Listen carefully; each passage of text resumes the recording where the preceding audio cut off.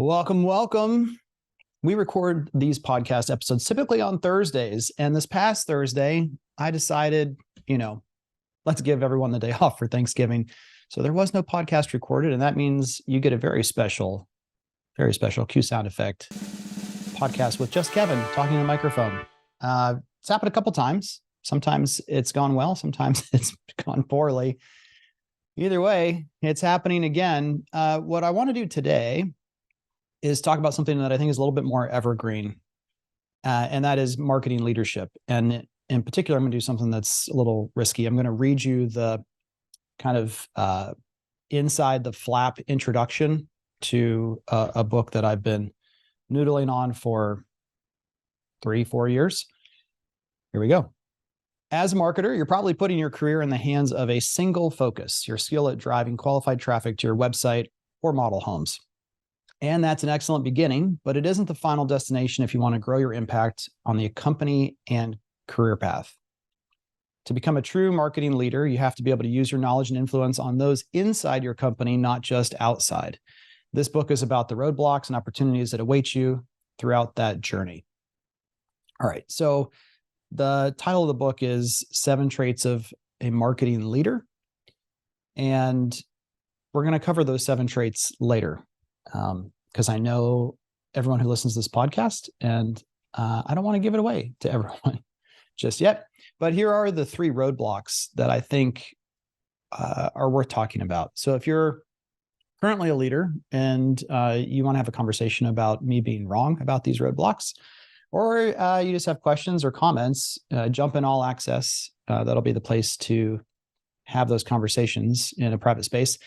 But I'm actually going to start off with one that we used to talk about all the time, and I feel like I've talked about much less. So this might be new for some of you, and that is what I call street cred.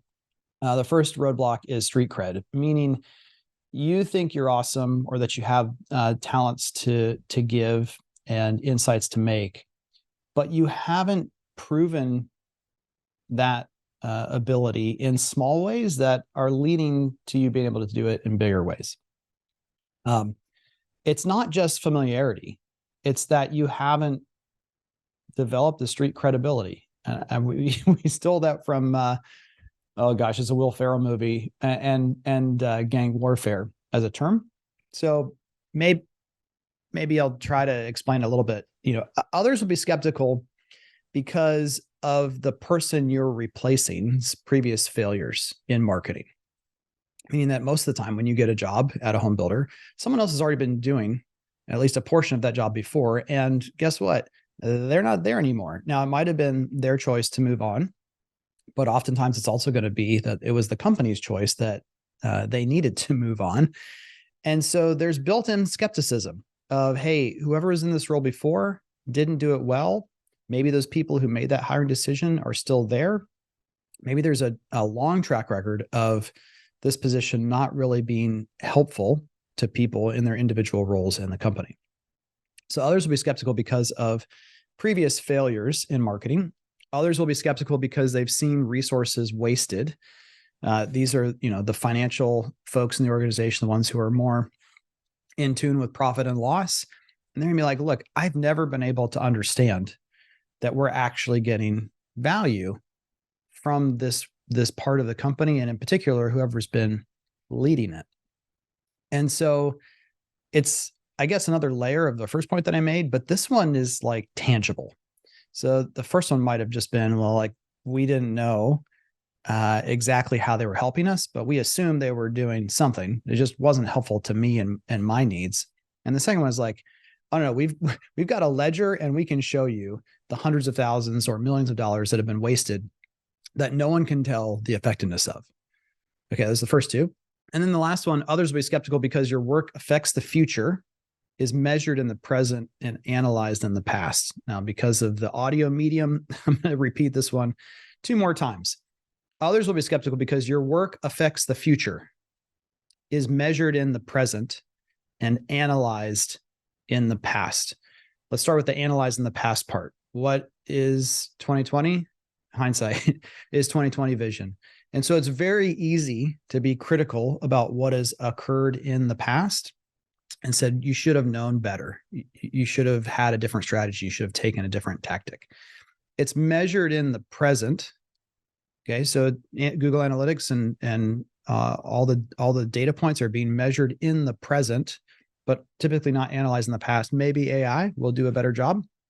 Well, eventually AI will do a better job of helping that be less of a historic exercise and hopefully real time. But for now, it's measured in the present. But everything you do today isn't affecting the present. And this is a foundational piece that I learned at the end of my first year in home building. I think it was October. And one of my bosses at the time, division president, his name is Mark Demarest of the Southern Columbus, Ohio division of Miranda. He's like, Kevin, that's it. Year's over. And I was like, what are you talking about? Year's over. It's October. No, year's over. If we sell a new contract now, it can't close by the end of the year. So we need to start thinking about the following year. I was like, oh, that's it. That's a great understanding of if I'm not thinking in the future, if I'm not working towards the future, I'm always going to be behind. So there's someone listening to this who's thinking, you don't have to work in the future. You can work in the here and now. But almost no part of the home building business is from a strategic and leadership mindset is thinking about the present. There's a few, but not most of the organization. Land has to be purchased 3 to 5 years in advance of a community coming, oftentimes, in order to get through approvals and all the rest. So the other reason you wouldn't do it in the present is because you can't. Like, I can't make a sale. I can't get revenue for the organization from a new lead. Well, I mean, not can't, but you can't, because it certainly can happen. Someone can just show up and be like, saw it online, want to buy it, give it to me. But that's not like a core strategy to get the majority of what the company needs. You got to be thinking about the future. So because you're wanting to talk about, hey, let's look in the future, everyone else is saying, well, what about the past? We got to analyze that data. And maybe you made a wrong decision in the past. So why should we trust that person in the future? And by the way, the momentum that you're building for the future, we're measuring it right now in the present. And we don't see the payoff yet. This is one of the reasons why SEO is such a challenge for people, is because of the lag from the time you start really working on it to the time that you get the outcome. And I'm thinking about people who have created entire departments that are focused on SEO now. They could not have done that. You all know how much home builders dislike adding headcount, especially in overhead. How could someone say, you know what, this large organization has never focused the way I think it should on SEO, and I want to hire 2, 3, or 4 human beings that will not be inexpensive to work on this starting, next quarter. Could that have happened without that individual having built up a lot of street credibility with the organization? Absolutely not. Now, the flip side of street cred is you can't hoard it, or you shouldn't hoard it, because if you don't expend that street cred and take some risk, you're not going to advance either. It's one thing like, hey, imagine like the first person who ever invented a paper registration card. Like someone did. Someone was like, you know what we should do at Model Homes? Let's have a paper registration card. Now, probably back in like 1778 or something. That person could have become well known with, like, this is a fantastic invention. Kevin, we're so excited that you we actually have information now on our customers. They're filling it out. We've got their, what is it, Telegram information of where to send messages back and forth. I'm joking, of course. That person could have just said, you know what, that's it. I'm the paper registration guy. That's what I will be known as for the rest of my career. If you're not leveraging that street cred and you're not taking risk, you're not growing. So you have to build it. The easiest way to do that, start small, help people solve their problems, not your problems, help people solve their problems, make them feel important, make them understand that you can help them. And that's you're there to make their life easier. And then as you prove yourself in small things, they will start coming to you with bigger things. And for some people who are impatient, this is going to sound terrible, but it only took me about 1.5 to 2 years at the company I spent most of my time with for that to begin to happen. That sounds like forever if you're 22. If you're 40, you're like, that's not that long. It really isn't that long. So that's the first roadblock.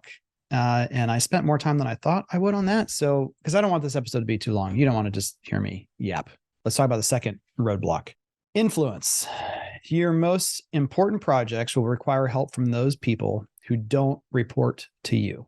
Other departments, interdepartment collaboration. We'll come back to that one in a second. The second point is you must be able to communicate and influence internally more strongly than you do externally. Yeah, say that one again. You must be able to communicate and influence internally more strongly than you do externally.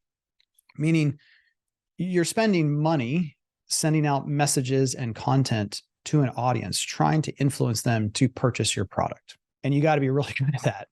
No doubt about it. That's roadblock number 3 we'll get to here in a minute. But you have to be as good about building teams and influencing others within the organization, or else you're constantly fighting against yourselves. And even if you get temporary momentum externally, it will not be sustainable if you don't have the ability to have that influence internally. So there's lots of different directions we can go here.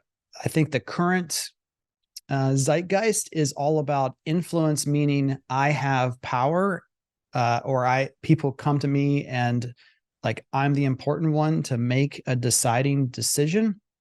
I have a C at the beginning of my job title. I'm part of the quote unquote leadership team. And that's fine. I think all that stuff is goals to work towards.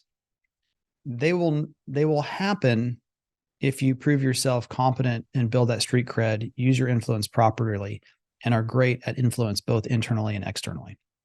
I know of many people who have had dramatic influence on the senior leadership team as a marketing coordinator. So influence, like leadership generally, is oftentimes a mindset that you bring to the job every day. How are you going to approach this? Are you going to say, I have to wait to be given the title to begin to exhibit this behavior and say, I'm going to influence you because of that title? Or are you going to start to build relationships, build street credibility, and influence appropriately those internal relationships? Of course, all this will get broken down significantly more in said book. The third roadblock is talent. And then we'll call it a day for this particular episode of the pod. The first point here under talent is you must master the foundational principles of psychology that drive human behavior. If you don't understand humans, it doesn't matter if you understand Google ads or Meta ads or TikTok or whatever. It doesn't, the tools and the platforms don't matter if you don't understand human psychology. And so oftentimes, correctly, people will say there's no good place to go learn other than the Market Proof Academy, how all this stuff really works in a true critical kind of classroom style approach. There just isn't a lot of great resources to do that, but there are a ton of great resources for centuries about how human psychology works. And so you need to become obsessed with that if you want to become a great leader. You have to understand and master foundational principles of psychology and be able to apply them. The second one is you must have a full understanding of the entire customer journey. Not that you're going to have responsibility or influence over that whole journey, but you have to understand it. You don't have to build a home with your home builder. It would be awesome if you could, but you can also just tag along with customers. And we used to do this when I went to hire someone in the marketing department. I would say, you're assigned to the Smith family and you're going to go to all the meetings that they go to. And you're just going to sit and observe and watch two things: what's actually happening right in front of you. And the second thing is psychologically, what do you observe happening, and try to empathize with that as much as you can. More times you do this, the better, but you have to have a full understanding of your customer journey, because your job is to create messaging that clearly states what your company does better. And you're just going to find some pretty pictures and write a capturing headline. You're potentially causing chaos down the line because there won't be alignment with the type of people who are coming to your organization as a lead or a customer to what the experience and product actually is. And the last point, you must stay ahead of the curve of marketing technology. Those are the three pillars, I believe, that you have to master in the talent pool. You have to understand foundational principles of psychology. You must have a full understanding of the entire customer journey, and you must stay ahead of the curve of marketing technology. Why that last one, if it's not obvious? It's because when you understand the first two things, the leverage you get when you can apply technology correctly, and the latest technology once it's ready, and that's again a whole nother podcast or blog article, because a lot of times we get obsessed with things before they're ready, but when they're ready, you have to be able to adapt them quickly, because if you don't, you can't leverage your first 2 points of psychology and process. All right, that'll do it. Sorry, it's just me. The whole team will be back next week. We'll see you then.